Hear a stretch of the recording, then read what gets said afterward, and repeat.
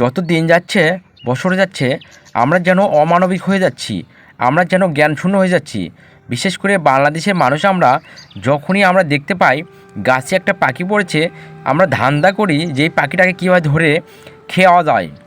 এই পাখিগুলো বিভিন্ন দেশ থেকে উড়ে উড়ে আমাদের দেশে আসে একটু বাঁচার জন্য।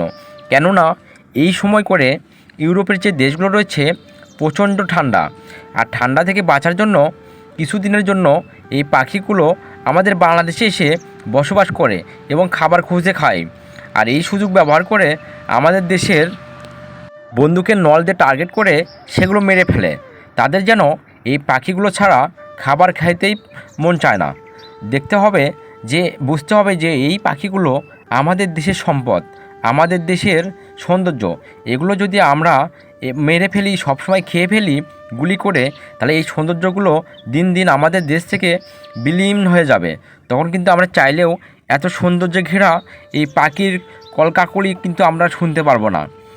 দর্শক, আমার হাতেই যে পাখিটাকে দেখতে পাচ্ছেন, এই পাখিটাকে কে যেন ধরে একটা দড়িতে বেঁধে রেখেছিল। পাখিটা যেমন করে হোক ছুটে এসে আমার বাড়িতে পড়ে আর বাড়ির উঠানে খাবার খাচ্ছিল।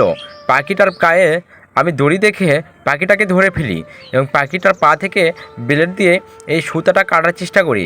কিছুক্ষণ চেষ্টা করার পরে সুতাটা যখন সফলভাবে কাটতে পারি, তখন কিন্তু পাখিটাকে উড়িয়ে দিই। পাখি যে কী আনন্দে উড়ে যাচ্ছিল, এটা কাউকে বলে বোঝানো সম্ভব নয়। দর্শক, আমি বলতে চাই, এই ভুলগুলো কখনো করবেন না। পাখি ধরবেন না, মারবেন না, তাদেরকে দরকার হলে প্রয়োজনে চিকিৎসা করবেন, তাদেরকে বাঁচাবেন, তাদেরকে বাসা বানিয়ে দেবেন।